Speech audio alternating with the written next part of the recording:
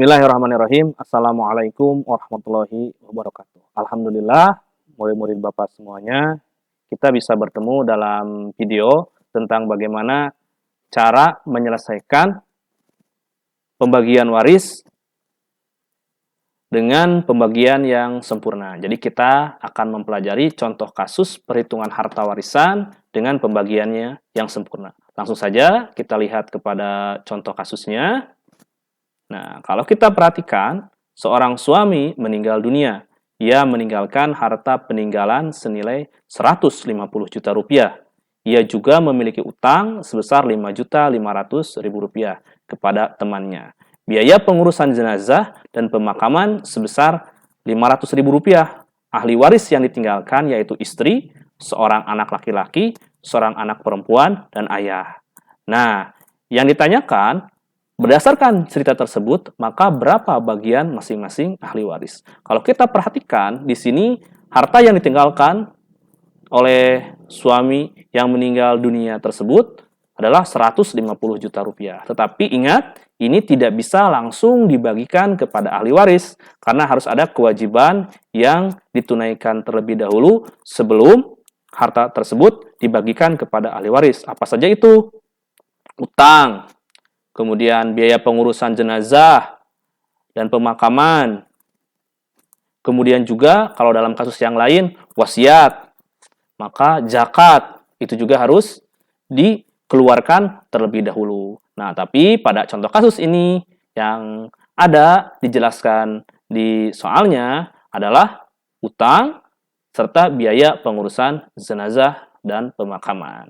Baik, langsung saja kita inventarisir harta peninggalan 150 juta rupiah, kemudian kewajiban yang harus ditunaikan, utang dari si mayit tersebut 5.500.000 rupiah, kemudian biaya pengurusan jenazah 500.000 rupiah. Maka kewajiban yang harus ditunaikan sejumlah 6 rupiah. Nah, dengan demikian harta warisan yang akan dibagikan yaitu harta peninggalan dikurangi kewajiban yang harus ditunaikan. Di 150 juta rupiah dikurangi 6 juta rupiah.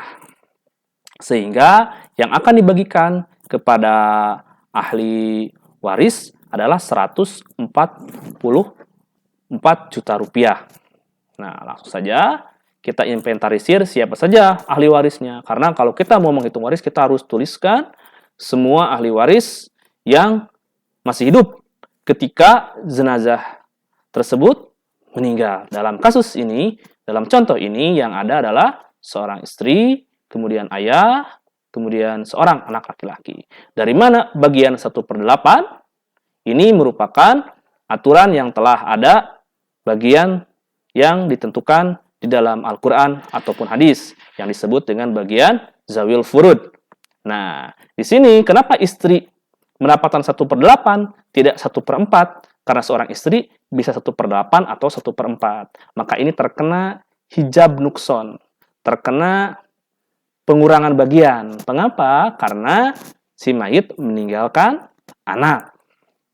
Kemudian ayah mendapatkan 1/6 karena si ayah ini memiliki cucu atau adanya anak si mayit.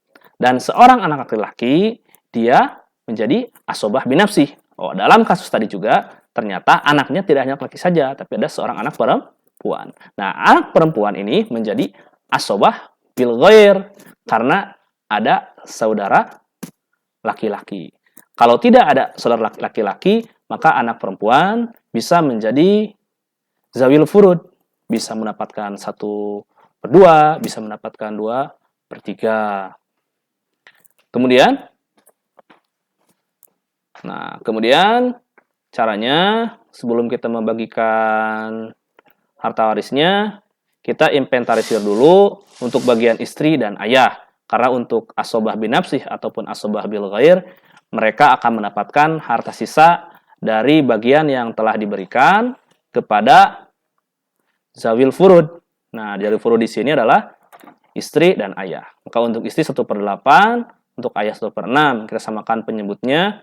kelipatan terkecil dari 8 dan 6 adalah 24. Sehingga untuk istri 24 bagi 8 dikali 1 sama dengan 3. Untuk ayah 24 dibagi 6 dikali 1 sama dengan 4. Sehingga bagian istri 3/24 kali harta warisan yang akan dibagikan, yaitu 3/24 kali 144 juta rupiah. Sehingga istri mendapatkan 18 juta rupiah. Kemudian bagian ayah 4/24 kali harta warisan yang akan dibagikan.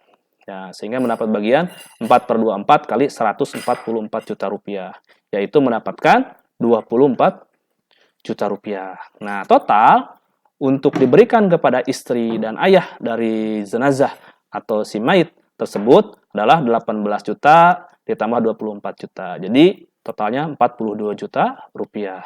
Sehingga harta bagi asobah adalah 144 juta rupiah, yaitu harta warisan yang akan dibagikan, dikurangi 42 juta rupiah yang diambil dari tadi penjubalan antara istri dan ayah. Sehingga bagi asobah adalah 102 juta rupiah.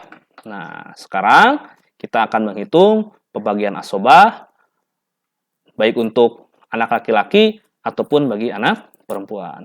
Kita pahami dalam contoh kasus tadi bahwa asobahnya ada satu anak laki-laki dan satu anak perempuan. Sehingga bisa dituliskan satu anak laki-laki ditambah satu anak perempuan sama dengan harta untuk asobah berapa? 102 juta rupiah. Sehingga untuk disama juga bisa seperti ini, 1 dikali 2 anak perempuan. Kenapa seperti ini? Karena untuk anak laki-laki bisa disubstitusikan menjadi 2 anak perempuan. Karena dalam surah An-Nisa ayat 11-12 telah dijelaskan bahwa bagian untuk anak laki-laki adalah 2 kali dari bagian anak perempuan.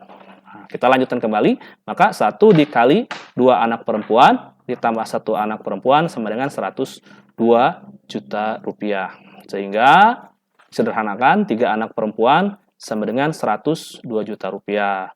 Maka tiap atau satu anak perempuan akan mendapatkan 102 juta rupiah dibagi 3. Atau dengan kata lain, satu anak perempuan akan mendapatkan 34 juta rupiah. Nah, kalau bagian anak perempuan telah diketahui, baik untuk tiap masing-masing anak perempuan, untuk anak laki-laki sangatlah mudah, tinggal dikali 2. Karena satu anak laki-laki sama dengan 2 kali bagian anak perempuan. Satu anak laki-laki sama dengan 2 kali 34 juta rupiah. Sehingga tiap atau satu anak laki-laki mendapatkan 68 juta rupiah. Nah, demikian bagaimana cara pembagian untuk harta warisan dengan pembagian yang sempurna. Terima kasih telah menyaksikan video ini. Jika dirasa bermanfaat, silahkan share kepada yang lainnya. Wassalamualaikum warahmatullahi wabarakatuh.